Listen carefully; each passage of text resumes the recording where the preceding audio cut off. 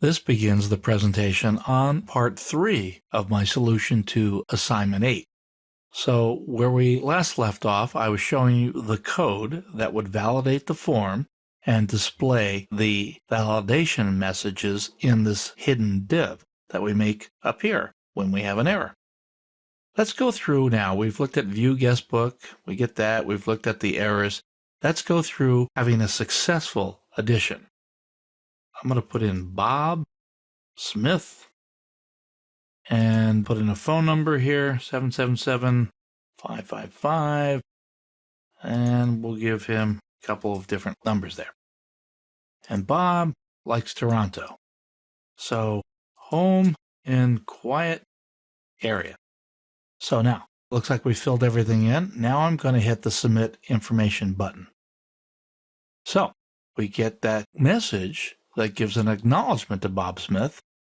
We got 777. Looks like it says your P is in there. So we need to improve that and make that phone and not the value P. Remember that the values of these things don't have to be exactly what we're seeing.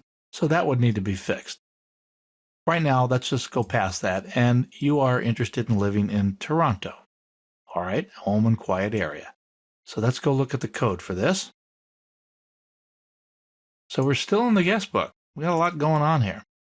I validated the form. Let's go back up to where I processed. This is the add to guestbook that we initially started. So we got past the validation. We got down here to our Ajax. We're going to call the add to guestbook Ajax program, get the information and response text, and we're going to process the add and return data. To send now, we've got to send something much more complicated before we process. Here's the send all the way down here. Look what I've got to build up. I've got to get the first name, last name, phone or email. I've got RB phone checked. Now this is different. I'm not going to get the value of RB phone because its value is going to be set. It's not going to change whether I select it or not. But what is going to change is whether or not it is checked. So here I get the actual element into RB phone. That's the pointing to the element. And I check to see if it is checked. So I'm going to look and see if that's true. If that's true, and that's what this means, if RB phone checked is true, then set the contact choice to P. Otherwise, the contact choice would be E. Now, I could have maybe spelled that out to be phone or email, so I wouldn't have gotten just P on my form the way I did that. So I get the city, the comments, that's normal, and here I'm building this very long delimited string of data. And here I'm concatenating each time. I'm just adding to. It's a little easier to break it up this way. It's easier to see. And I'm passing that concatenated string to, all the way up here, this program. Let's go look at this program. Add to guestbook, Ajax. I've got common functions, things that you're used to seeing. And I'm building an insert statement into guestbook with all these different columns that we passed. The contact date, I calculate up here. That wasn't passed. I use the date function to get the current date when this runs. So I have to build this. And this is why I build two at a time, because I've got this business with these delimiters having to be part of the string. So it'll be wrapped around last name and first name and what have you. And here I said if contact choice was phone. So I should have made that phone instead of P back in the other program to make that work out properly. So notice that if it's one or the other, I make either the phone or email show here in the phone area and make that null, or I make the phone number null and the email not null.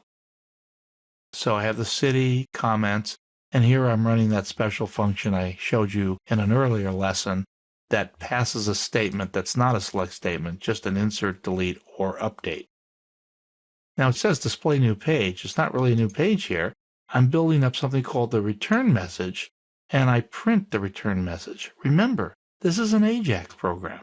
So I'm not writing to a web page here. I'm sending back all this HTML that I built up here, the paragraphs and the text area. And that's what I saw here. I set that on the div when I was done, and we got to see it. One last thing, let's go back to the real estate, is we have the mortgage calculator. We click on that, and here I have the amounts and the open field here. So if I put in 200,000 here and an interest rate of 5, I calculate the payment. You can see I get that if I get a more expensive house and I run it, I get a different payment, different interest rate as well. Put in 8, I get that. If I put in 9, I get a different calculation on the calculated monthly payment. So back to the home page. That's pretty much our application. As you can see, it's taken me 3 presentations just to walk you through the basics of the code of what you needed to do. But this is a good example of a basic structure of a web application. Clearly, you would want to hire a better graphic designer than me, but this gives you the key elements if you're going to be a programmer using PHP and JavaScript and Ajax on a website. You'll be able to work with those people using this kind of information.